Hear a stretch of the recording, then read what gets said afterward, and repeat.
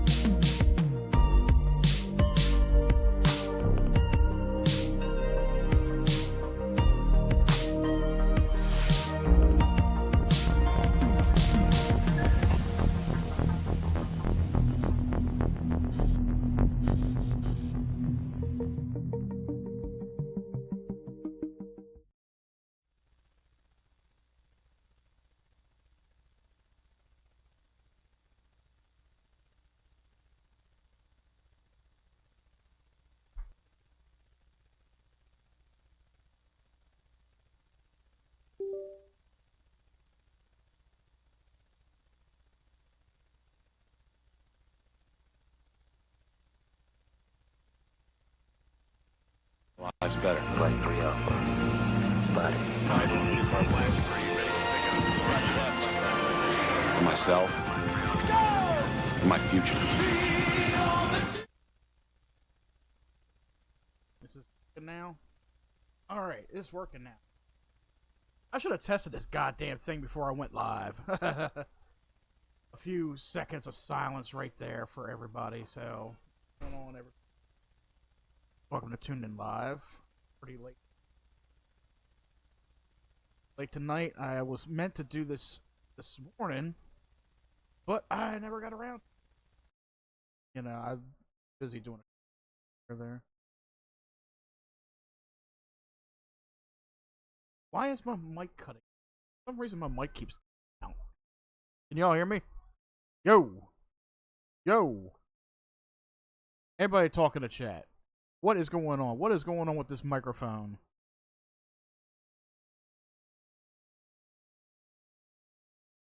Alright, I hear me. I don't know what's going on. I think my microphone's going up. I had this microphone for about 2 or 3 years. I guess these microphones don't last very long. Either that or the software is very trashy. Holy shit, already got 70 viewers over there on TikTok. Thank you guys very much. God damn. Alrighty, so we're getting into today's show. We are talking about a couple things here or there. There is my boy Dustin in the chat. Yeah, you can hear, but it's cutting out and cracking. Yeah, I think it might be the cable. Oh, Christ. Is history repeating itself because there's somebody live right now who's having the same issue? I shit you fucking not. Why can't motherfuckers get their mics working? Y'all must be in gas station quality shits. It must be, man. I don't know. And what's sad? This is a Yeti. This is not a Yeti, but this is a Blue mic. Blue does those microphones, the Blue Yetis. So they're very popular, and the blue, the blue snowball is what I got. The blue snowball is what I got. They're pretty cheap. You can get those at like Walmart, Best Buy, Target. anywhere for $50. If you got $50 for a cheap mic, you can get it anywhere. I think what it is, I mean, it might be the cable. Cable might be going up. I mean, this type of cable for this type of microphone is. I was very wary of it myself, so I have no idea. But yeah, welcome to the night show. Like I said, I was going to do a live show this morning, but unfortunately, I had a few things going on. I had a few things tied up and all that. And, oh, Jeff, I'm live now. Come watch. I'm live now. Come watch. He's watched, because, see, all our loungers, chillers, ballers, grillers, welcome to the surprise lounge cast with Arrow and his Corona. Actually, I got Bud Light. No, it's not. I'm sorry. It's Coors Light in the fridge. It's Coors Light. I have Coors Light left over from one of the Gettysburg trips that I made, and I'm not going to talk about the one certain person that went on that goddamn trip. But I will say, if you, what the fuck is this? Oh, that's an advertisement. I have Twitter up on my page, and I see this little thing that says you got paid. $816 has been deposited to your account. I'm literally sitting here thinking, like, did it really? Did I actually get a payday check? Okay, did I get paid $816? And I scroll back on it, and it's a goddamn post for X Premium. I'm not paying for that blue check mark. Fuck that shit. Fuck that. But yeah, if anybody wants to join, if you are on the Discord, you could join in the general chat. I am live in the Discord right now. If you guys want to join in, share your thoughts, talk about tonight's topic and such. So, let's get right into it. God damn it, Hubbard. You know somebody's already complained about me fucking talking about you and shit. Yeah. Can I play adult film audio? Nope, you will get banned from Discord for that. Alright, so what's going on over here? Alright, I'm going to have to quit out of... So, apparently the audio is taking a shit in Discord right now. Because usually, the microphone... I don't know. Usually I test the microphone before I go live. And, oh shit, I had the thing... Sorry, goddamn, I am a mess tonight. I haven't had any sleep. I have not had any sleep. Does this work? Let's see. Test the soundboard. No, you let me listen now! Alright, now it works. I'm a mess guy. Like, I've been up for over... hours? Yeah, I've been up for over 20 hours. There's Jeff. There he is and stuff. Like I said, Jeff, I know you're setting something up and all. But if you do want to hop in at any time when you're done or whatever, I got the Discord open if you guys want to hop in and shoot it or whatever. But yeah, I'm going to talk about tonight's topic, and it's very interesting. I'm going to talk about because it's funny, and I'm not going to mention the person's name at all. I'm not going to give the person any kind of credibility, but I will say there is a returning person from a certain past who has made their presence known, and I was watching this person's video just a little bit ago. I was watching it, and I'm like, okay, let me see what this person has to say. Because back in the day, this person tried to act like a famous news reporter sense on an internet show. And I don't want to mention names here. Like I said, I don't want to bring up any names unless somebody says a certain thing about it. But he's still live, dude. Yeah, I know he's live. Yeah, it's like after I watched this video, and he went live talking to a group of about, I don't know, 4 or 5 people in his chat. Seen the crackhead famous dude. I seen that crackhead famous dude live to 3 people. But yeah, I'm watching him, right? And I'm sitting here, and I know I had problems with my audio already. Mic broke, camera broke. Yeah. See, my thing was, I have a little bit of time right now. Mel's out and about. She's helping some friends prepare for a yard sale tomorrow. Well, not a yard sale, a flea market, actually. They're going to a flea market, sell some stuff, make some money and stuff, that kind of thing. And I figure I come on and I do a live session, because I didn't do one this morning, and then I had to kind of do a rebuttal on this person for something that they said, which is absolutely hilarious. And I went to watch his live stream. Now, mind you, this guy, he was in charge of technical stuff back in the day for a certain show. He's like the big tech. He was playing music on there. He was running, like, we'll be right back screens and shit. Oh no, not you. I don't want to say his name. I don't want to say his name. Oh, you didn't comment? Oh, okay. Oh, he's talking about me, Jeff. He's talking about me. Because I had to call him out on something on that video myself. That's why I'm doing a rebuttal here. So, this guy, he pretended to be, he thinks he's a big fucking tech. Thinks it's a big tech. But when I listened to his live stream, and it's complete shit. I kid you guys not, his live stream is complete shit. And I'm thinking, what happened to you now as compared to 7-8 years ago when this guy was running tech? He was running audio, he was doing all that shit. Even 2 fucks, someone told me, hey, Crackhead's alive. I'm like, who cares? Yeah, I know. But yeah, like 7 years ago, this person, he was doing such a fine job, with running tech and shit. And then somebody set something up for the show. A friend of somebody who I know. And then this person ended up blocking them on social media, blocking them on Discord. After that person went out and about, and went out of their way to set things up properly for the show. Yeah, he's been turned for 6 years. But this guy, he truly is something. He really is something. He's one of those people that, I hate to bring this fucking name up. I hate mentioning Tom. Like, I've already gotten to a thing where, like, I finally forgot who the fuck Tom was. I mean, eventually I will. I haven't really talked about him in like a week and a half or 2. But this guy pretty much is like a copycat of Tom. Somebody who thinks they're famous, somebody who thinks they know what they're doing.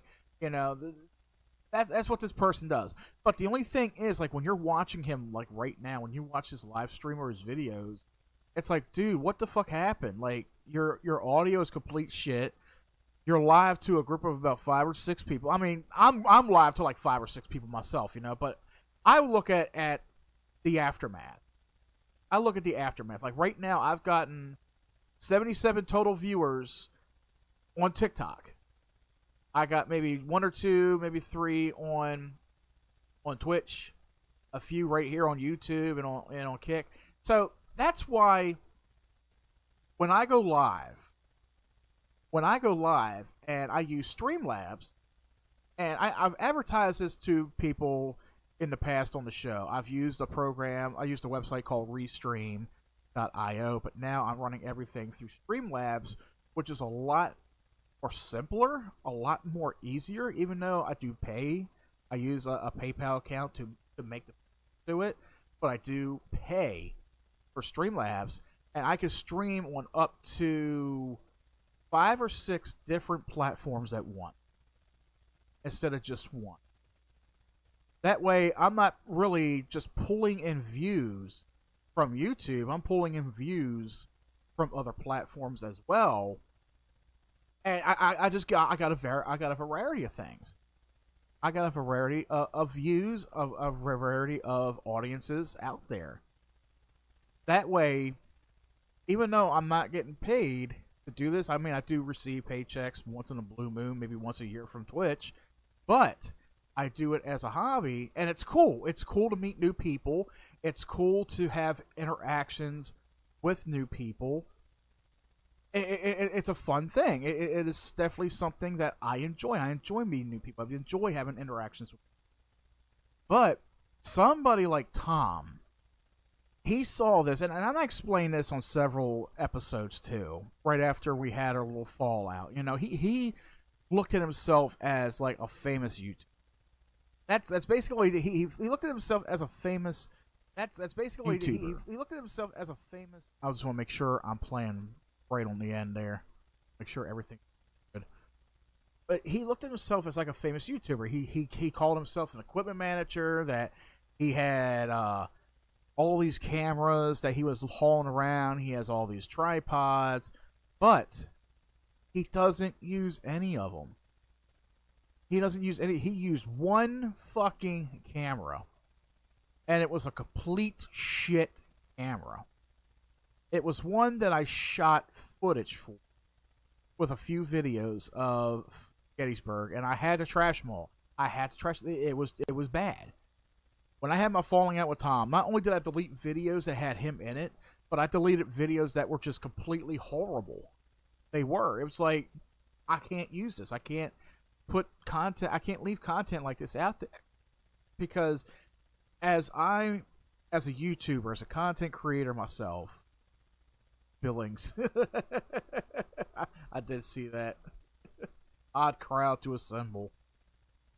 But I feel like as a content creator, and I'm not talking about these quote-unquote big creators like Younger Grandpa's Show or McJuggernuggets or whatever. I'm talking about somebody who, if you want to do it as a hobby, then do it as a hobby. That's what I do, and I have fun with it. Whether I get 10 views, whether I get 100 views or a million views, all I know is people watch it, people do enjoy it. I even go back myself and I rewatch my content also because I can make some pretty interesting points. There's some good humor to it and shit. And I enjoy doing it. And it's like, yeah, it's supposed to be fun, man. Exactly. It's almost like I take pride in what I do. I take pride in it. That's why I go back and I rewatch the stuff. If I put a video together and I upload it, I go back and rewatch it. I'll be like, wow, I can't believe I put it together that good. And I have. I have a ton of good videos on this channel. And I have come a long way when it comes to filming content, putting content together, and being able to entertain somebody.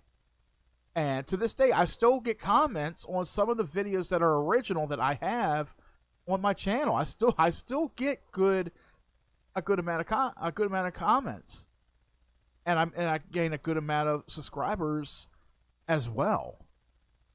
That's what makes a good content creator right there. You have fun. You just go out and say, fuck it, just do it. And that's it. But this other person that I'm talking about, and Tom's pushed out of the way because he's compared to Tom. This other person expects to come right back in, right out of the blue, out of 7 years, and expects to pick up right where he left off, hoping to be as big as one of these other so-called big YouTuber. Yeah, tell everybody you're famous and you act like PewDiePie is insane. Yeah, I think he did that one time. He mentioned something about PewDiePie. I mean, this was a guy who said, and I watched something recently that he did where he was talking about if you start to make money on YouTube, that's when it becomes a business. Like, who said anything about becoming a business? I know people use it as like a side job to make a little bit extra money on the side, but then you got content creators that they do see it as a job, and they make hundreds of thousands of dollars. Yeah, merch like Tom. One customer was Tom. Yeah, it was. He bought his own hat. He bought 2 of his hats, and he complained about having to buy them. And I'm like, with me, not only would I probably put money into it to buy my own products, but I would advertise it. That's one thing that Tom never bothered to do. He never advertised the shit. He got 2 hats for his channel and for the podcast that he had that he just scrapped, about a year or so ago. And he doesn't advertise it. It's like, if you want to put your content out there, if you want to make people interested in what you got to say and do, put yourself out there. Even if you got to advertise yourself, people will come. They're not going to come like PewDiePie. They're not going to come like a trending McJuggernuggets video. It takes time. It does. It really takes time and effort. But then you got some people who try to start out at the top and they fail miserably. And that's what this one person did. And what I want to lay into with what this person said recently. So this person, he put out a video just recently, within the last, I shit you not, within the last hour. This guy put out a video within the last hour. He's still, well, it looks like he is still live. Put out a video about an hour ago. And it's titled Paranormal Fakers Must Be Stopped. And I'm sitting there, yeah, till Tom talks shit on him. Yeah. Yeah, I don't know where Hoyt is at, but yeah, Hoyt was mad about that shit too. Yeah, when Tom and his wife desecrated him for no reason, you know? But yeah, this guy, he put out a video. Oh my god. I just pulled up his live stream and his camera's like all up in his face and it's blurry. Holy shit. I'm not going to show this shit to you guys, but let me just tell you, like, he went from a far away cam to a cam that's like right up in his face. Like that, oh, who the fuck does? Like, I'm all for doing a live stream where if it's a live cam and I'm actually interacting with somebody, then yeah, I'll do that. That's cool. But this dude, he's like all up in the cam. This is like fucking Google 2005 live stream. That's what it is. It's like if you got a fucking $30 camera from Walgreens back in 2007 and hooked it up to a laptop and decided to live stream, that's what his live stream looks like right now. Oh my god. Like, at least I have the decency to have, like, you know, the logo right here on the screen and shit. You know, at least that's a little bit more uniform. And that's another thing that I'm about when it comes to my content. It's just something about me where I feel like it has to be uniform, in a sense. Like, I don't want to say professional. Professional is somebody who's, like, fucking Howard Stern, you know? That guy is straight up weird. Person to stay Billings. Yeah, that guy supposedly beats his wife and chokes her and all kind of shit. But yeah, if you're talking about like a professional podcaster, and professional podcasting and professional shows are people who air their content on platforms like Spotify, iHeartRadio, stuff like that. That's professional. I know my show is not professional. I'm here, I speak my mind, I have fun with it, I make people laugh. Yeah, and I was never convicted, so yeah, I remember that. Yeah, one of these YouTube scums that Jeff's talking about in the chat, he apparently was exposed a few years ago for beating his wife, stuff like that. All that shit. There's a lot of sick things going on in you that people don't even. There's a whole site of YouTube of weirdos that do some weird shit, and they have posted weird shit on the platform. It just amazes me. But yeah, like with what I do with my podcast, with my shows, I don't do it in a professional manner. I do it where it's a little bit more uniform and clean and neat looking. It's not sloppy and all over the place or falling apart like this one person's live stream did, where he had to be like midstream setting up a new camera and getting a new cable for his microphone and shit.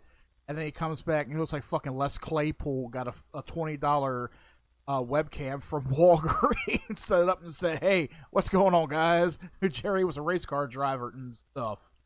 That's exactly what it reminds me of right there, too. Oh, speaking of which. Oh, Lord. Yeah, he's here too. But he's here in spirit. He really is. Seriously think you're gayer than a $2 bill. See, that was another thing that kind of pissed me off about Tom, and I never mentioned it to him, was the fact that he always spammed the soundboard. I should have never introduced him to the damn soundboard. because he would put different audio clips in there, and he would just spam them. Like, I'm sorry for the ear rape, guys, but he would do stuff like this. The suicide was fake. The suicide was fake. Oh, Lord. $2 bill. That's exactly what Tom would do. And I was the co-host to his show. I was the co-host to his fucking show. And anytime that I was talking about something, anytime I brought something up, and it was an interesting topic, he would always interrupt with some stupid fucking sound, and he would always spam the hell out of it, to where I have to stop with whatever I was talking about and remember where I pick up at. And I understand, like, you know, he had a particular vision for his show. And if it went a completely different way, then he should have came out earlier on and told me that it was his fault because he left me in charge of finding topics for the show.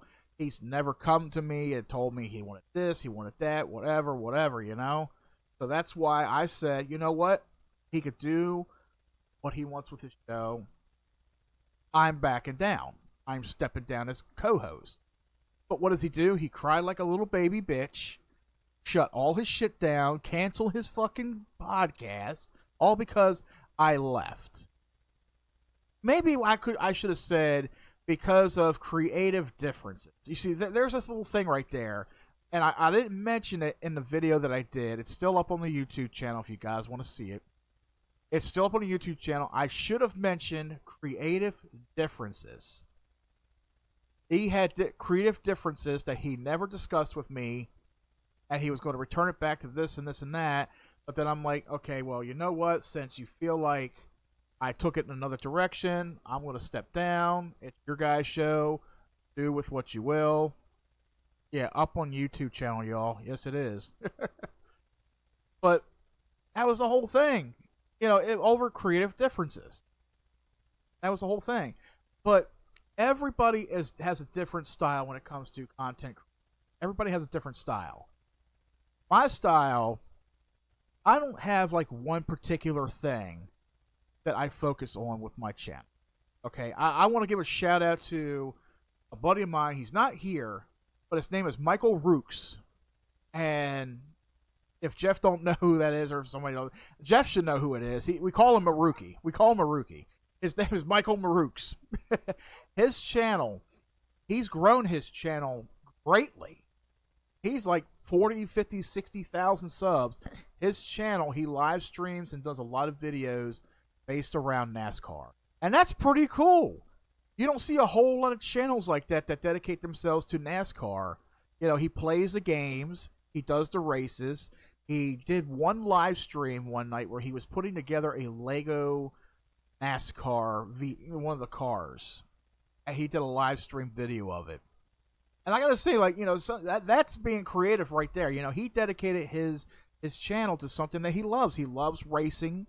He loves NASCAR. It was perfect for him. I check in on him every so often and watch his streams. You know, he is a pretty funny guy. You didn't know he got 1 million subs from uploading, you know, people's shit from. Oh shit, I didn't know that. Dude's got like 4 play buttons. Shit, I didn't know that. But yeah, the dude, he does a pretty. He has a pretty cool channel going on. Yeah, I didn't know about that little bit of trivia right there. He is still a cool dude. He was a really cool dude. He pops in every now and then, but you know, he's pretty cool. Just like. Anybody want to check out Jeff? Jeff's got a talk show over on Twitch. You know, he tells stories and does prank calls, and that's every Friday night. Remember when YouTube went nuts? Oh yeah, definitely. I remember that shit. The Adpocalypse. He lost like 3 channels. Oh, I think I do remember that. Oh, poor Mike.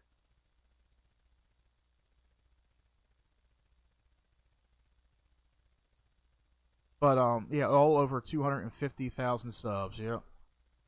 But yeah, when you look at a channel like mine, I really have not one particular thing that is that you can label me out as. It's like, so what's Arrow Entertainment well known for? And I've always been about variety. I had a channel many years before that, before I just fucking said fuck it and closed it all down because I was dealing with internet trolls at the time.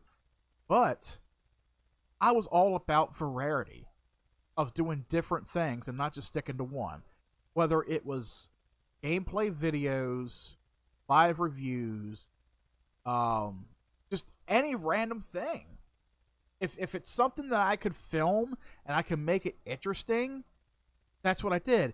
But I think my biggest mistake with my first channel was I got myself into that whole locomotion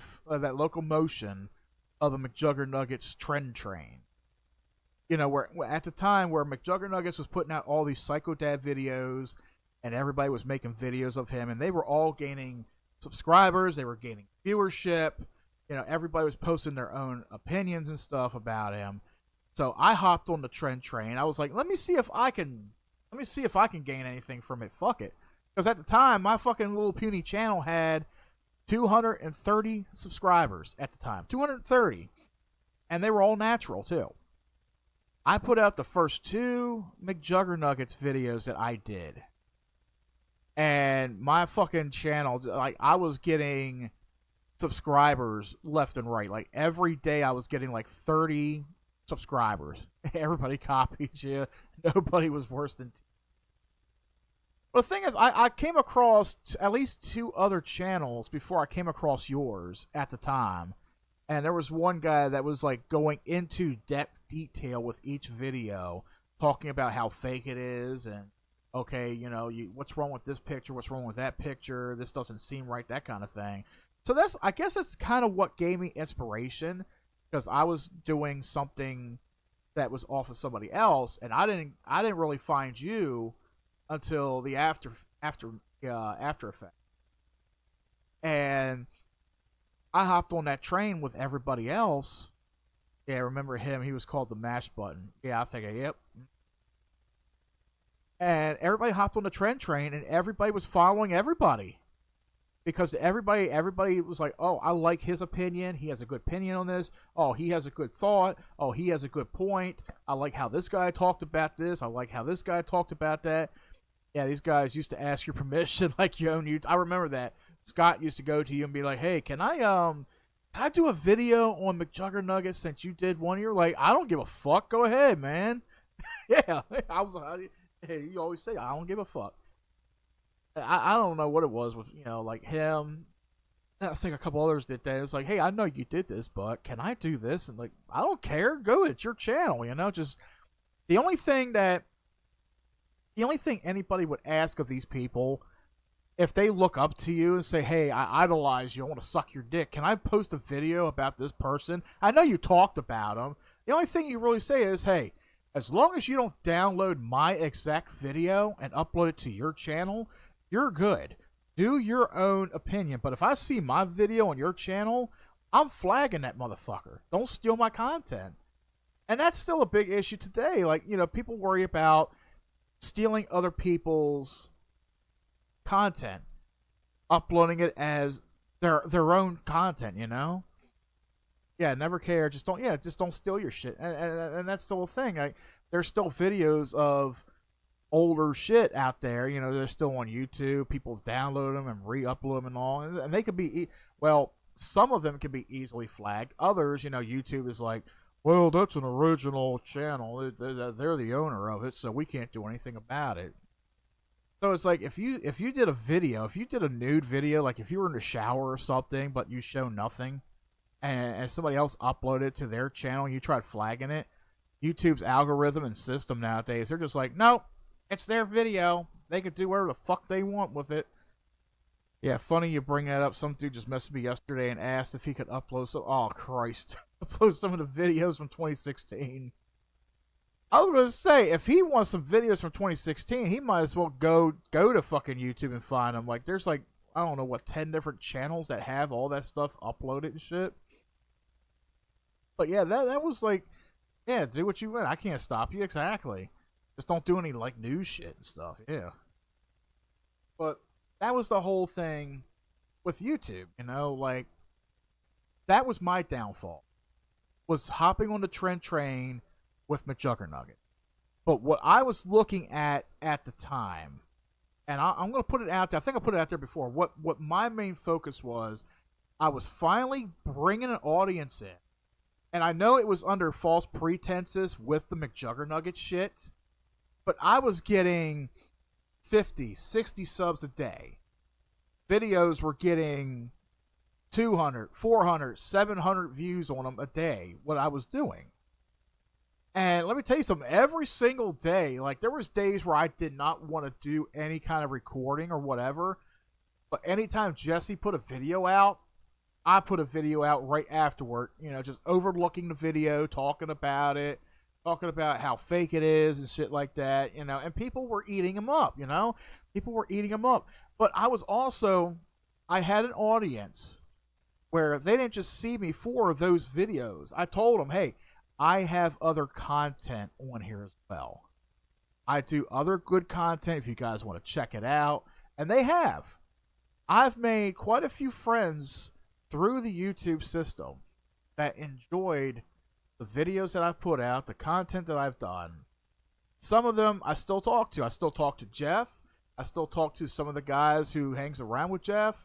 A buddy of mine who called himself the governor back in the day, you know, my boy Mike, you know, he now lives, he doesn't live in Alabama anymore, but he still lives down south.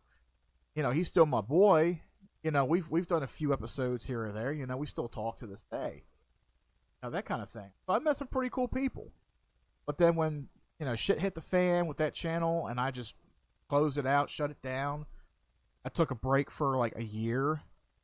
And then I started fresh over on Twitch. And that's where I was at over on Twitch at first with my second channel. And I was like, you know what? I'm going to start putting my content back on YouTube under a different channel. And you know what? This time around, the same people that were harassing me and trolling me from back in 2016, early 2017, I just ignored the fuck out of them. I cut them off. I ignored the fuck out of them. They didn't have any kind of contact with me whatsoever. They moved on. And I never brought them up in any of the videos. I never talked about them, never taunted them, never talked to them in the chats, anything like that. Yeah, they found a whole planet to them. Yeah, they could stay on that planet too. But that's the whole thing with me, you know? Like, I found what I enjoy doing. I've been doing this channel, Arrow Entertainment. I've been doing this since the very ass end, 2017 into 2018. 6 years. 6 years, almost 7 years I've been doing this channel. Started out doing live stream. Then I moved on to doing podcasts and tuned in live. That was the first podcast idea I had. I took tuned in from the channel I had before that, and I put it in. I was like, hey, Tune In Live. It sounds like a great name. There's my podcast, Tune In Live. And it was great. I started talking about a whole lot of shit, you know, video games, politics, whatever. I was talking about it. And it caught on. You know, a lot of people I had guests on the show. You know, I was talking to different people on the show. I had co-hosts and such. But the show still lives on. The show still goes on today. And not only that, doing gameplay streams, and then I got 2 other podcasts under my belt to take care of too. But I'm also doing vlogging videos too. Review videos, vlogging videos. Like, you guys see all the videos on the channel. The places that I go, the things I've seen, the things that I acquire in my travels or whatever. Like, every little fucking thing that I just go anywhere with a camera or a pair of sunglasses that Mel got me earlier this year. It was a great gift, and I've been using the hell out of those. I've been making a whole lot of great footage with them. Yeah, up on YouTube channel, exactly. And that's what I am. I do a variety of videos. That way, you know, maybe there's an audience for something that, like, okay, yeah, it's great continents. Yeah, like Hubbard does. Like Hubbard says. I wish I had that. Oh, it's great continents. You retarded motherfucker. Yeah, you are one. But I figure it's like a variety of things that maybe people like. I have a movie review podcast.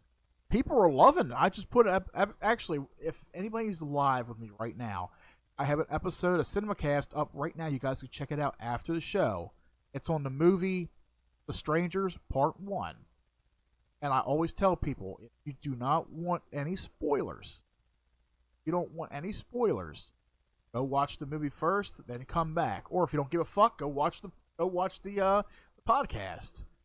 And what's funny about the movie reviews, I try to add to them because sometimes when I review a movie and I can't really articulate or critique a movie the way some of these movie reviews can. I try to be upfront as much as I can with what I viewed and give my honest opinion about it. I don't sit there and say, hey, this movie's complete garbage, stay the fuck away from it. But I give my honest review and I tell people, if you're eyeing it up, if you want to check it out, go ahead. This is rating for the movie. And that's that. So those videos seem to take off pretty good right there. I got videos where I'm out and about, just doing like store tours and shit. People have been loving that. The Gettysburg videos, especially the ones with Jeff, people have been loving that shit. They still get some good hits. I got a lot of content on my channel that's getting a lot of good hits. And I think it was like a week or so ago, channel finally hit 10,000 subscribers. And I thanked everybody for that. That means a lot. It really does. I may not be monetized on YouTube, even though I am a YouTube partner right now. I may not be monetized. I don't care. I make the content not just for me, but I make it for you guys. To give you guys something fresh and new to watch and be entertained with. And I know some people probably find it boring. It's okay. Everybody has their own type of entertainment that they get. There are some movies that people find exciting and adventurous, and other people find those movies boring as hell.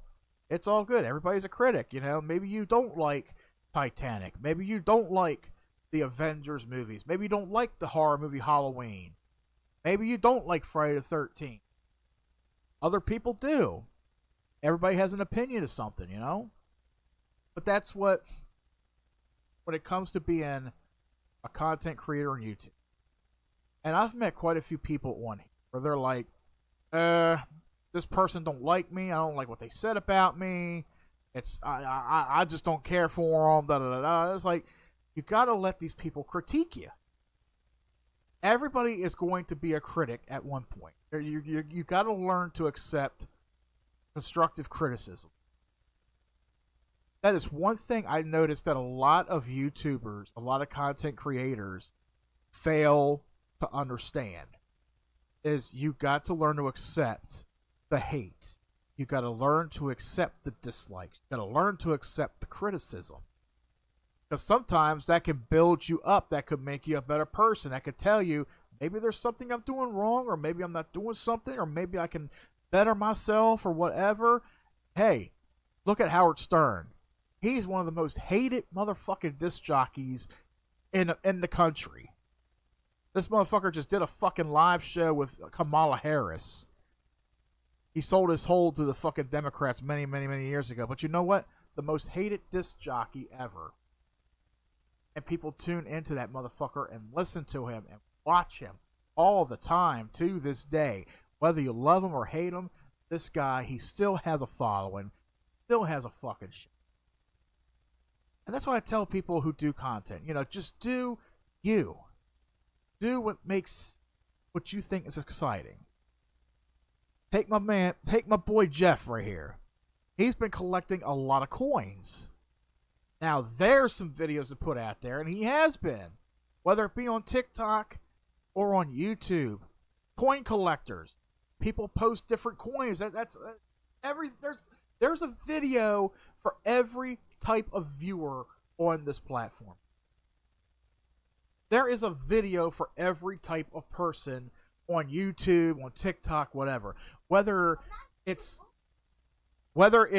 somebody who is doing a automotive video, somebody doing a video game review, movie review or whatever. There's an audience for everything. I'm going to take a quick break, guys, and when I come back, we're going to talk about this topic. Stay tuned. Be right back.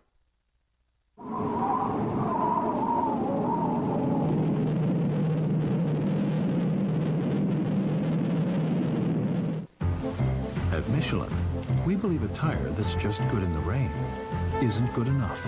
Introducing the Michelin X1 with a 6-year, unlimited mileage tread life warranty.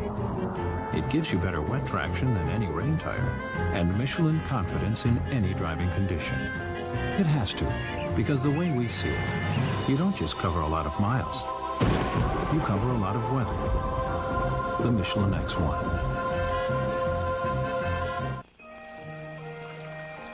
This is for my grandfather, who always said I'd make the family proud. For my mom, who never let me out the door without my homework. For my dad, who worked the night shift to make our lives better. Flight 3 Alpha. Spotted. For myself. For my future. The Eagle Vision is the first sedan in the world with the auto stick system. Porsche offers their version in a coupe. This German engineer will compare. Du kennst mich doch. Ich liebe schwarz. So what do you think, Goods? Also, was denkst du denn, gut? Das ist sehr gut. Meine Einfahrt zum automatisch. He likes the choice of automatic or auto stick. Excellent handling without a clutch. What's he think of Vision's price?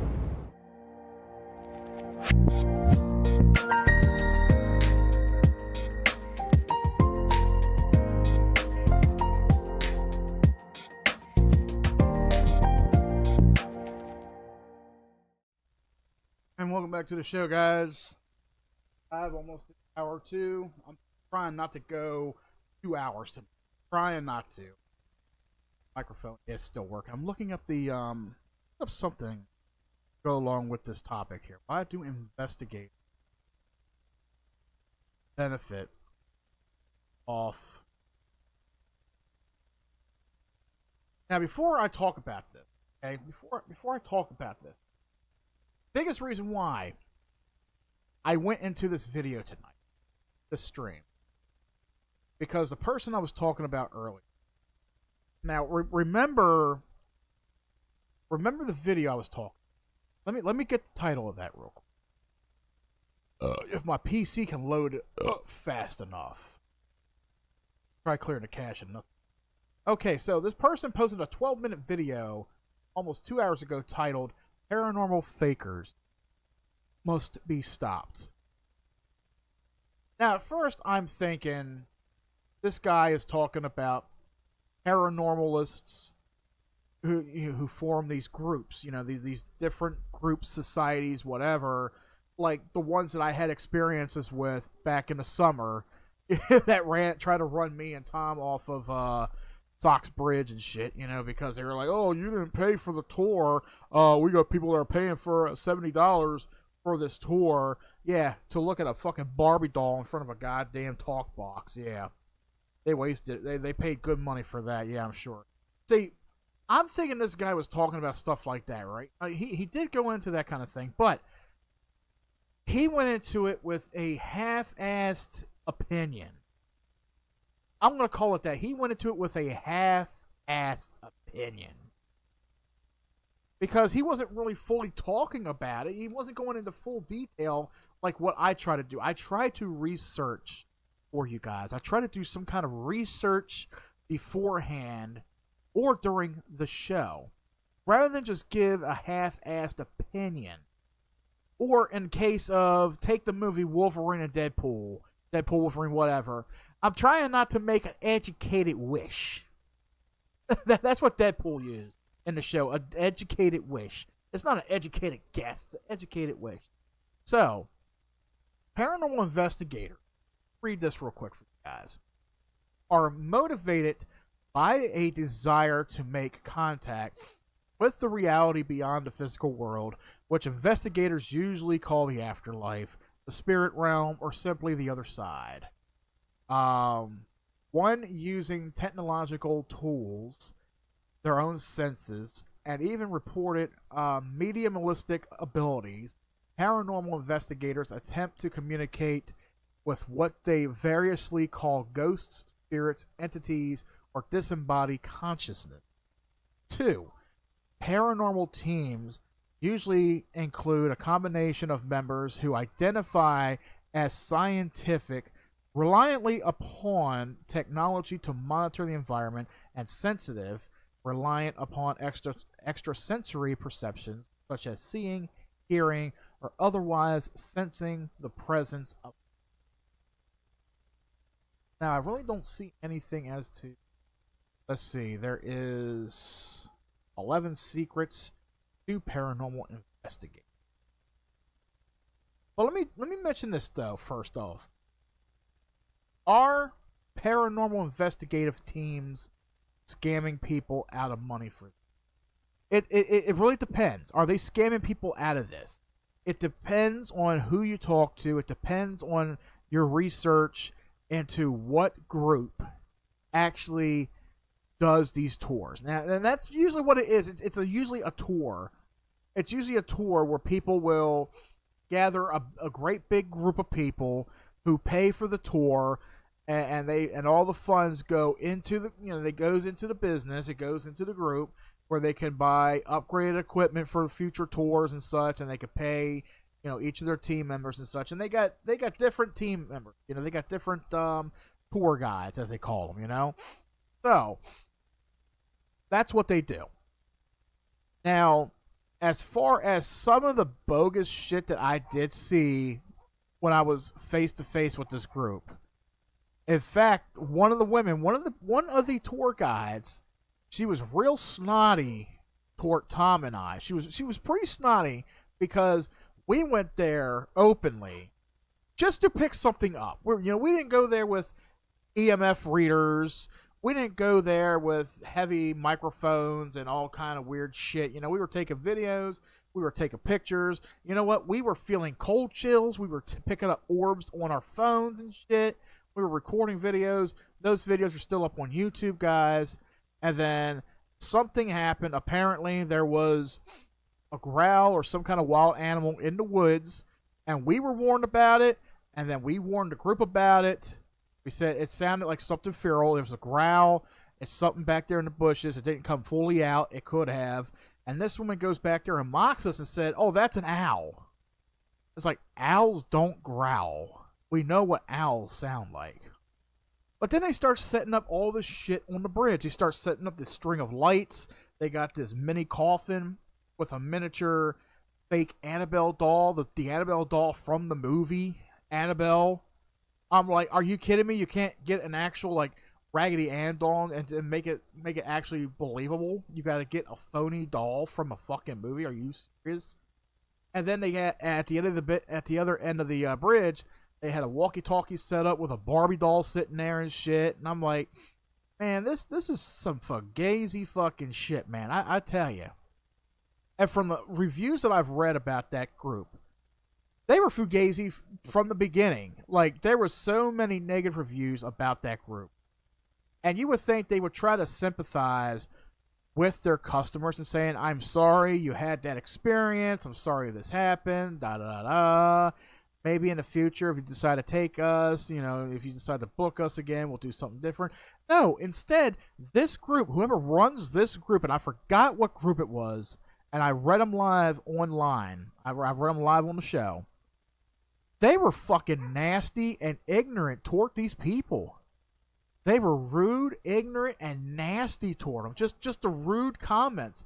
And then, they'll keep their comments up. But anybody who makes a negative review about their group in any way, they will contact, let's say, what is it? One of those sites where you can book tours or book hotels or something. One of those booking websites. I forgot what it was. And they would contact them and say, "Hey, can you take this down? It's false. It's false. It's hurting our narrative. It's hurting us. Can you take it down?" And of course, the webpage or whoever runs the webpage, they take the comments down, and that's it. I posted something. Jeff posted something. Guess what? Both those comments disappeared. And it was all true. It was all fact. This is what we were fucking experiencing, you know? We experienced this shit ourselves with this group and from what we've read. But their thing is, nope, we got to silence them because it's hurting our image. Well, fuck your image. You're charging people $75 to take a phony tour to listen to some phony walkie-talkies go booga booga booga booga booga booga. That's all they're doing. They're doing the ghost of Boogie Woogie comes on, and the doll will fucking rise from the box. It'll look at you and welcome to Chili's. Gotta take your order. That's what they're hoping for, you know. But I will say, if you're an enthusiast to this shit, if you're if it's a big hobby of yours, I will say, go out and venture on your own, and you will experience something. You will experience something. People do experience shit from it, and that's what, you know, certain people don't understand. But then it comes to this person here. Like I said, I'm not going to mention this name, but I will say it was pretty ignorant in a sense of how he made it out to be. And mind you, his audio in the video is very shitty. Very, very shitty. He wasn't prepared for his video or live stream at all, but it was very shitty. So this guy goes on to talking about that, and he goes on to talk about saying that these kind of people need to be stopped, and somebody needs to stop them, and I won't stop until they stop, basically. And I think it was in his description section of said video. If I go back here and actually read it here without playing it. So he put in his description section, people are making money on others' trauma. It is wrong and must stop. I will continue my mission to stop this. Really? He's going to continue his mission, people, until they stop. What kind of person says some retarded shit like that? I'm sorry. People are making money on others' trauma. It is wrong and must stop. I will continue my mission to stop this. Mind you guys, the title of his video is Paranormal Fakers Must Be Stopped. So, I understand that people, they can get scammed off of this. It's like, you get what you pay for. You pay for a ghost tour. You want to go on a ghost tour. You pay $70, $80. It is what it is. You get what you get for your buck.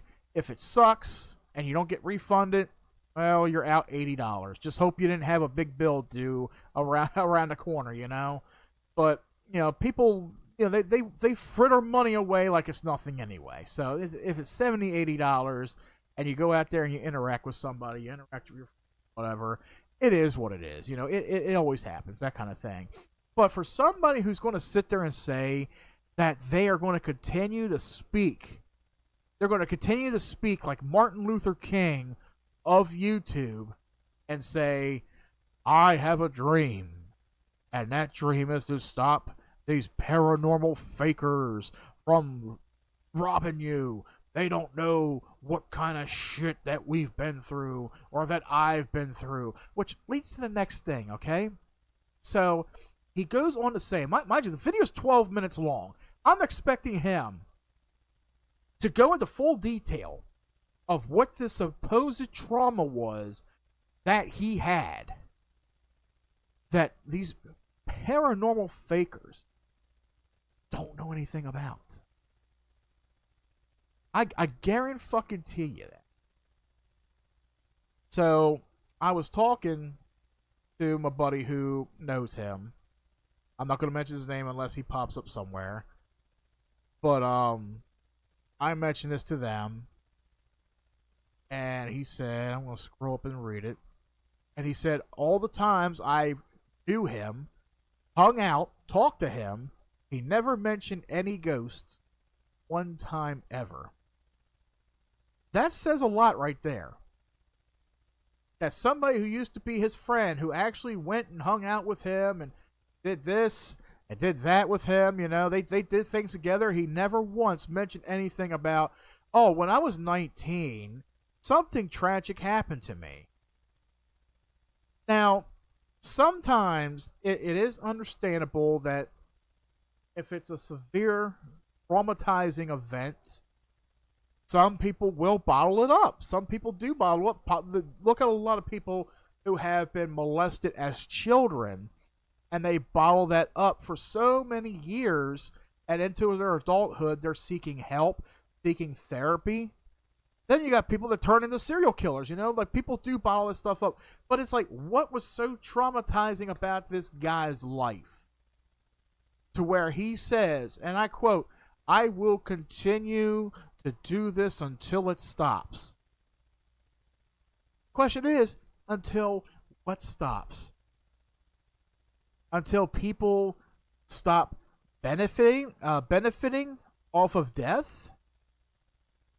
That's a sad thing today. Everywhere you go, somebody does benefit off of death. I'm sorry to say to this person, hopefully they do hear this broadcast. Hopefully they do listen. People benefit off of everything. People will benefit off you sleeping, eating, shitting. Those are called tests that are performed or studied by doctors and scientists and physicists and all that, you know? People do make money off of that stuff. Maybe it's to watch your overall health. Maybe it's to do a study on how the human body works. Who knows? But to sit there and say that, it's like, look at churches. Look at morgues. Look at funeral homes. You're not going to bury your family or friends for free. You know how much a fucking coffin costs in today's standards? Probably about a G or two. Probably close to $2,000 maybe. Some may be cheaper. Or you may just want to dig a fucking 7-foot hole in the ground, just kick your buddy in it and say sayonara and put dirt over them. There, you did it for free. You got to pay church to rent their hall for the sermon and all that. You know, you got to pay the morgue to do what they're doing, the embalming process and all that. You know, everything. Everybody's paid off something. So in a way, to this person I'm talking about, some people do benefit off of death. They do. How many people out there speak ill will of the fucking dead? Everybody does. Everybody speaks ill will of the fucking dead. Let me tell you something. Death, it's no joke. Every single breathing being on this planet right now is afraid of dying. Because we're living, I guess, what we consider the good life. But what is so good about life right now? Look at everything that we deal with. We all had it good as kids. I mean, there were some kids who had traumatizing events growing up. Parents who beat them, parents who left them, parents who abused them. They got picked on in school by the fucking bully brigade. Stuff like that happens, yeah. Then you grow up, people mature a little bit, and you graduate from high school, graduate from college, whatever. You get a career, you get a job out in the real world, and then what? You're working till the day you die. You are a cog in the machine. You are implemented in the system. You are now an official puppet of the system. And there's a lot of people out there that will say this, and I guarantee you they'll say this at least once in their life. I'll be glad when I die. I'll be glad when I die. There are people who suffer from depression and stress out. I wish I was dead. And then you got all these suicide hotlines. Call the suicide hotline. What are you going to talk to somebody about? What are they going to say? You're going to call the number. They're going to pick up the phone and say, "Oh no, please don't do that." Your life matters. Please don't do that. You don't know who's going to miss you. It's a sad, tragic thing. Suicide is a thing. You know, so many great people have committed suicide for many reasons, good and bad. Take a look at Robin Williams. Took his life 10 years ago. 10 years ago, Robin Williams killed himself. Why did he kill himself? He wasn't really depressed. In fact, he had stuff wrong with him. He was going to die eventually. And he did not want to see his family suffer with what he was going to go through, what he thought he was going to put his family through. He did not want them to suffer. People do things for reasons. But everybody's scared of death. Everybody's afraid of talking about death. Everybody's afraid of seeing death. Even on platforms like TikTok, they don't allow you to use words like kill, die, death. These words that are still in Webster's dictionary, they are still existing words. Platforms like TikTok take these words out of their system. If you talk about death or dying, TikTok will flag you. But yet you all say, oh, if the government takes away TikTok, that's censoring us. No, TikTok is already censoring you to the point where people have to do dumb shit like use words like unalive. What kind of fucking word is unalive? Because you can't say a simple word that is in the English speaking and written dictionary. That is how social media works. That is how platforms like TikTok work. It's ass backward.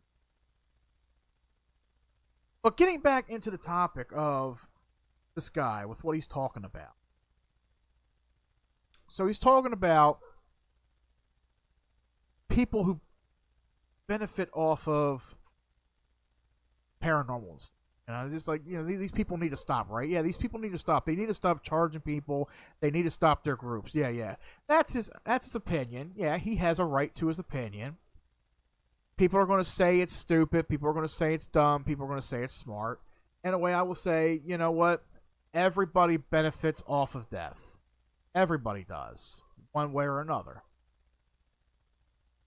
Does he have a point? He may have a point somewhere in there. But it is what it is. But he wants to make it his lifelong mission to keep people from doing it. He's going to continue to talk about it until somebody stops or hears him. The only way somebody's going to hear you is if you put yourself out there and you really protest it to these people.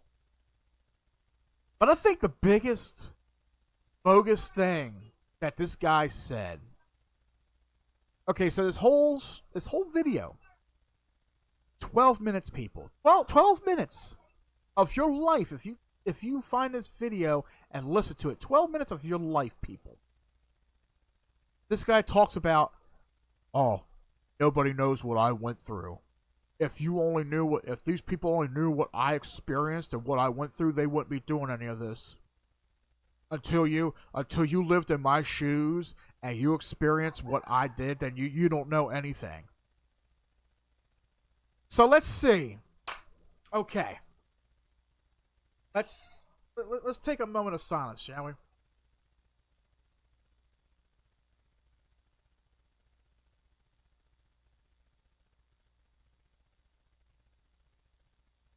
Okay. This guy just basically insulted anybody who's ever dealt with any kind of... How do I want to word this? With any kind of event like this. For anybody who's dealt with this kind of situation. I have a friend, JT. I've told this story many times in the past.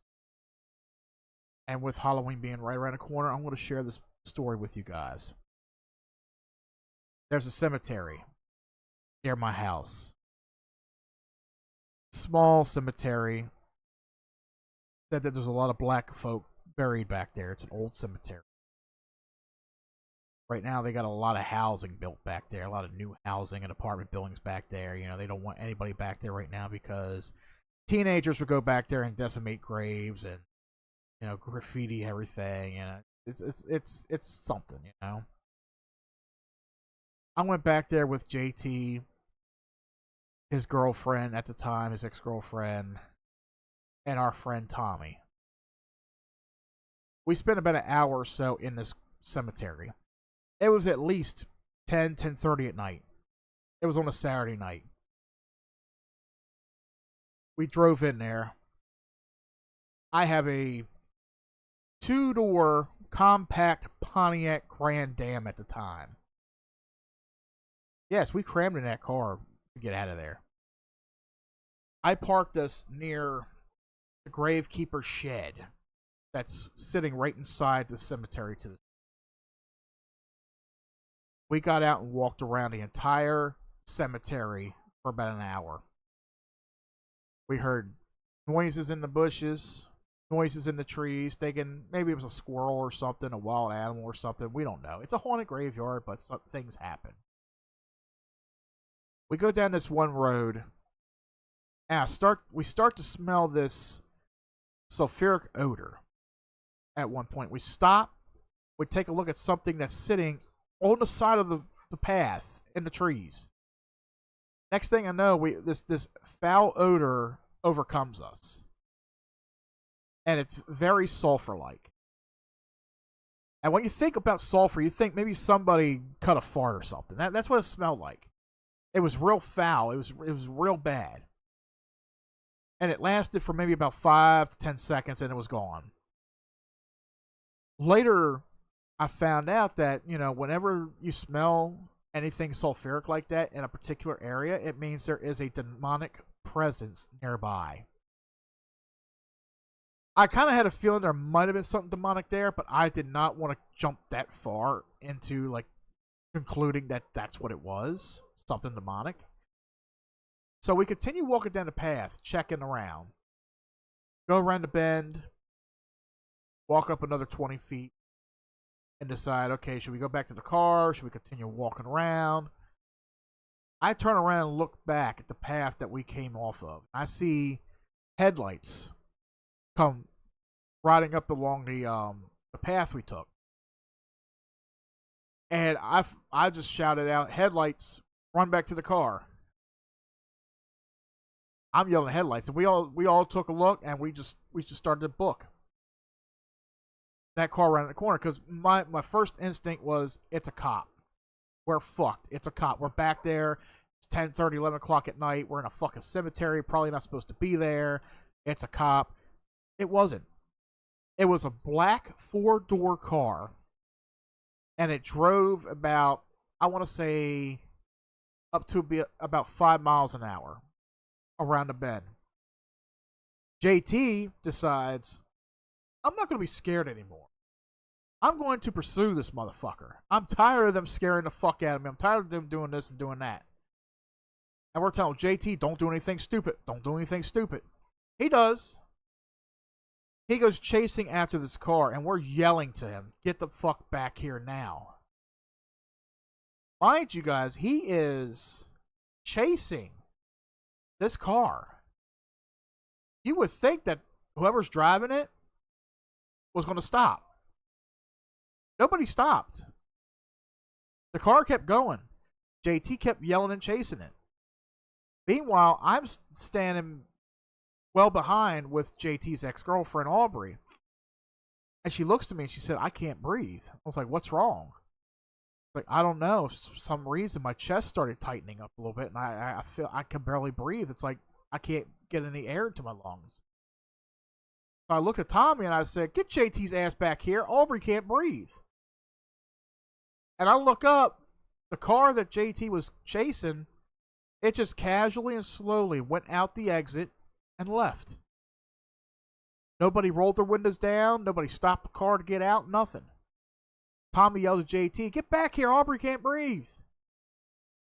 So he started running back like a freak show. You know, arms flailing and everything. Before he got back there, Aubrey, I heard her gasp, and I looked at her. I said, "You all right?" She said, "Oh, yeah, I'm fine now." It's like, she said it's like whatever had a hold of her, it just let go. Like it was like squeezing the air of her out of her lungs or something. And it's just one big relief. Let go. So he got back there, told him what was going on, and I was like, okay, I think it's time to leave. It's time to go. So we made a little beeline trip back to the car. We're walking in the grass, trying not to step on any of the graves. JT's in the back, and I hear him go thump behind us. And I turn around, JT's laying face down in the dirt. And I'm like, "You all right?" He said, "Yeah." I was like, what'd you trip on? Because I'm looking around for like rocks, loose rocks, any tombstones he may have tripped over. And he said, "No, I didn't trip on anything. Something pushed me." I was like, "There's nobody behind you." You know, Tommy was like, "Dude, there's nobody behind you." And he was like, "No, dude, something literally, it just like smacked me. It hit my back, and I felt it. It was hard, and that's what sent me flying." So we're in a state of, oh god, let's just get the fuck out of here fast. So I was like, "Yeah, we're leaving now. Just leave him alone. We're leaving." And we start walking back more toward the car, and again I hear him thumping behind us. And he said, "It hit me again." So we go to help him up. And then he's saying, "I can't breathe." He's starting to feel the same thing that Aubrey was feeling moments before. So we helped JT back up on his feet, and I proclaimed out loud, I said, "We are leaving now. Get the fuck off of him. Let him the fuck go. We're leaving." And we got him back in the car. Aubrey sat in the back seat with JT. I sat in the front with Tommy. I got the car started up, and I took off. And we got down to the end of the road, and I was making a right onto, it was Ritchie Highway in the Anne Arundel County area. And at the time, there was no traffic light at that stop right there. So I'm waiting for traffic to flow through so I can make a right turn. Once the traffic cleared, I went to make that turn, and my car didn't move. I'm like, what the fuck's wrong with this thing now? And I'm revving it up, and it's not moving. I look down, my car is sitting in neutral. I'm like, what the hell? I put it in drive, and Tommy's like, "Dude, what's going on? Let's go." I was like, the thing was sitting in neutral. He's like, "Mike, what the hell's your car doing in neutral?" I was like, "I don't fucking know." Don't look at me. It wasn't me. I didn't touch it. I was like, "I didn't say you touched it. I'm just saying the motherfucker was sitting in neutral." So now I gotta wait for another roll of cars to drive through. So then finally, that row of cars drives through. I managed to get out on Ritchie Highway.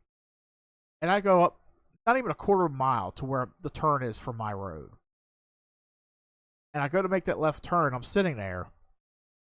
And I hear JT gasping in the back seat. Now, mind you, the entire time since we left the graveyard, all the way up until that point, JT was not responding at all.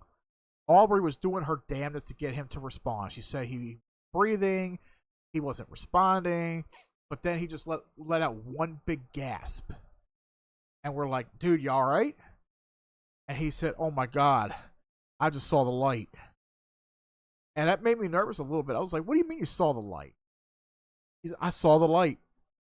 I saw my Uncle Rick standing at the end in that tunnel. It was like a tunnel of light. I saw him standing there, and I went to go approach him to give him a hug, and he said, 'No, go back. It's not your time.'" And Tommy was like, "Oh my God, man, that's fucking freaky as shit. Fucking JT died, and he came back." And then we got home, and I was telling my mom about our experience. We're all sitting there telling her everything that was going on, because my mom's into that stuff too. So once we finished, and I looked at JT, I said, "Hey, you said something hit you in the back, right?" And he said, "Yeah." I was like, "Lift your shirt up. I want to see something." So he turns with his back toward me and he lifts his shirt up, and sure enough, I see a red handprint on his back. I'm like, "Dude, you got a handprint on your back." Like, no fucking way. And my mom looked at him. She's like, "Oh my God, you do." He's like, "Let me see it." I was like, I tried to get a mirror in there to him. He's like, "What the fuck?" I was like, "Yeah." And I pointed to it. I was like, "Is this where you felt it?" And I pointed to it. I was like, "Is this where you felt where he hit you?" And he said, "Yeah." I said, "There is a handprint there, dude." I even took a picture of it and I showed him. I was like, he was like, "Oh my God, man." And my mom was even like, "I advise you all not to go back to that graveyard anymore. Because you may have fucking brought something home. I don't know." Which, of course, we did, but that's for another story and all. But I will say, like, going into that story right there, JT experienced something that none of us experienced that night. Yeah, we smelled odors, felt stuff, witnessed stuff with our own two eyes. But JT witnessed was the other side. He went to the other side. He saw a relative of his that was dead for years who communicated with him. If that is not traumatizing enough for anybody. And to this day, he refuses to talk about this event to anybody. He refuses to even relive it, in a sense. If you were to ask him about it today, he will not tell you about it. That's how traumatizing it was. So that kind of stuff, people can bottle up for so many years. They can hold on to it. Unless something eats them up inside one day, and then for some reason they just happen to relive it or think about it, and they're like, maybe I got to talk about it. And they go see a psychiatrist or something, or talk to a friend or something, get it off their chest. That's the kind of thing people do. So, talking about this story, and then going back to what this other guy was saying, and I'm like, are you sitting there basically saying that nobody knows what it's like unless they witnessed or lived in your shoes? That's what this guy was basically saying. He was basically saying, you haven't lived in my shoes, so you don't know what it's like to have an experience that's paranormal related. Basically mocking that guy, right? But then the coup de grace for the whole thing, what's really, it really tickles my fancy, is the fact that this guy literally said 10 minutes into his video, said that he feels that the United States government should get involved and find a way to fix things where people are not as traumatized by these events anymore. That the government should look into something to where it can help people out to keep this from happening. What the hell is the government going to do to help somebody who may have crossed over and saw the light? What is the government? What is Joe Biden and Kamala Harris going to fucking do to somebody who saw a spook and said boo? What are they going to fucking do if somebody saw a spirit floating around and said, call the Ghostbusters? Government's going to fucking laugh at you. They're going to put you in a rubber room. That's what's going to happen. But just listening to this dim-witted twat talk about how he had these experiences when he was 19. But you know what? He didn't remotely say what his experience was. He just kept going on and on about how nobody knows what I went through.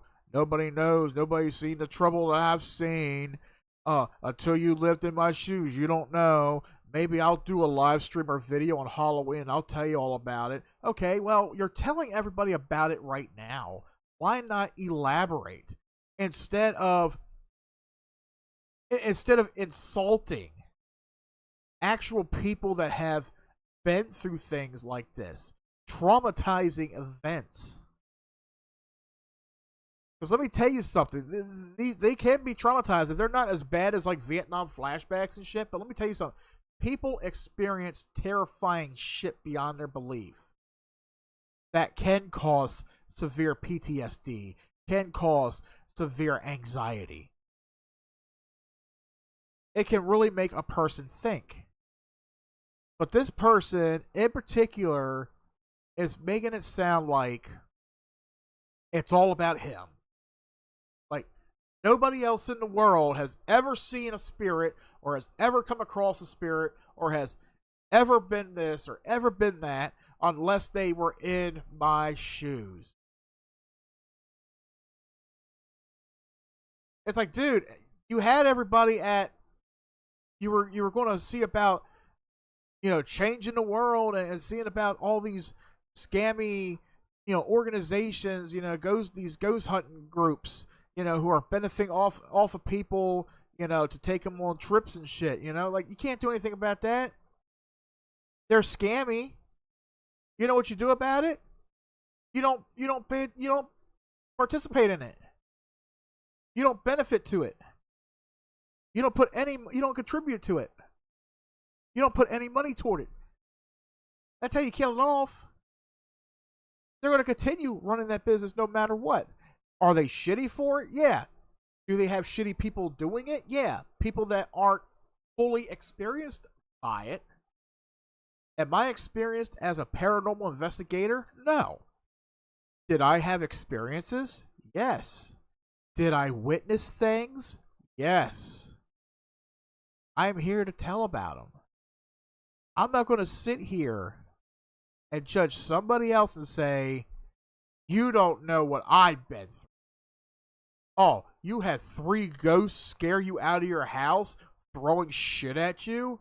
Oh no, that doesn't compare to what I had happen to me. That is the exact message that this person has come across subtly. If you experience something greatly that is such a traumatic experience in your life, to him, you're nothing. Because you don't know what he's been through. You don't know the trouble he's seen. And the fact that, the government needs to step in. The government needs to step in and do something. They need to help people who feel traumatized by these events. You know what that's called? Seeking therapy. You seek therapy. You talk to somebody. So technically, in a way, the government is already helping you. You just got to make sure you got a good enough medical plan that can cover your visits and medication. Look at people that come back from war. They're traumatized by the shit that they had to do and see overseas. A lot of our soldiers are over there. They have to kill people to survive. They're traumatized as is right there. But you want to sit there and say that the government needs to step in and do something? Or maybe how about you step up and say something? How about you step up and make that pledge?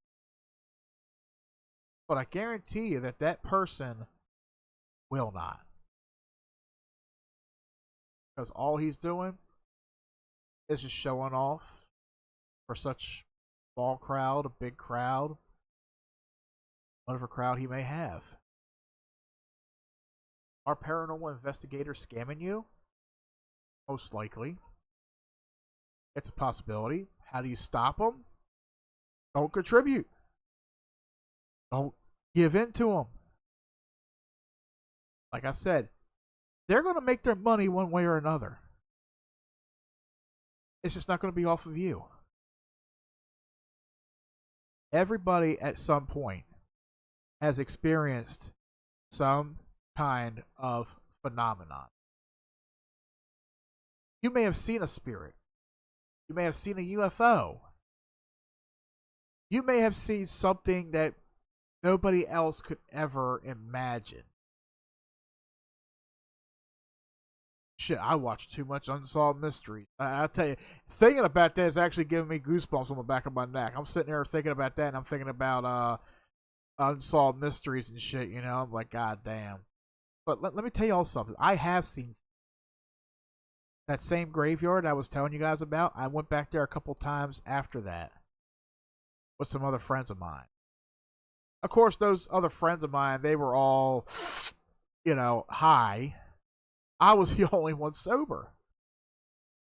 They kept supposedly seeing some dark specter. I was looking a different direction. And it's 9:30, 10 o'clock at night. The only illumination that we had was a pink sky. That's the sun behind. That's not the sun. That's the moon behind the clouds, which gives the sky a nice pink hue.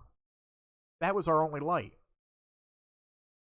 And I'm staring 30 feet in front of me. I see a bush, couple trees, and I see a white specter, a white apparition, standing there looking at me. And I'm fixated on it. I did not move my eyes. I told my friend, I said, hey, I got something over here you may want to see, but they weren't paying attention. They were too fucking stoned off their. But I'm sitting there sober and I'm watching this spirit. And it started slowly walking to the right and disappeared behind a tree. I have seen things. I've experienced things. A friend of mine experienced things. This guy, however, failed to even explain 1 minute of what he possibly went through. If it was something he wanted to share, he should have shared it. Instead of leading people on and insulting people who have actually been through a phenomenon. And I say that right there is truly disgusting. And that's going to cut it for tonight's episode. Tuned in live, guys.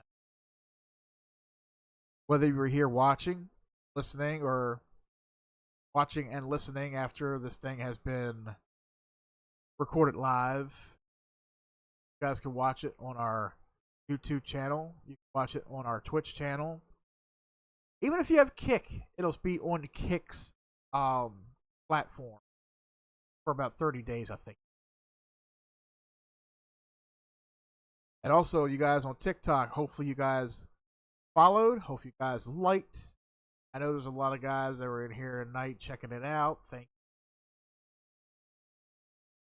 you. And as always, the stream, like I said, it is up on YouTube. Missed it. If you guys check it out again, you can go back and see what you missed.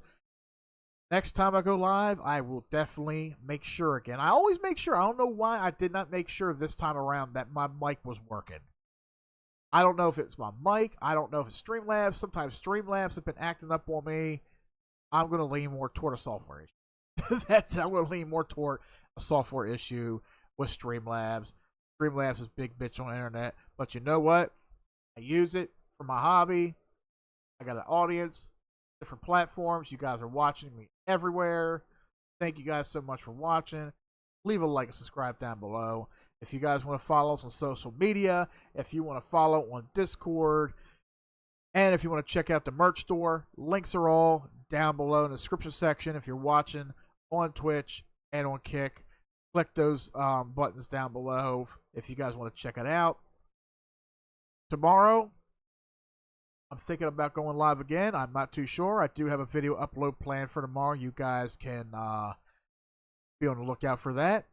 Hopefully you guys like yesterday's episode of CinemaCast. I was talking about The Strangers Part 1. Like I said, if you guys have yet to see the movie, go watch the movie first and then come back to watch the review. However, if you do not care about spoilers, if you want to hear me ramble on about a fucking movie, come by and check it out. Thank you guys once again for joining this episode of Tune In Live. Until next time, guys, stay tuned in. What we do here is go back.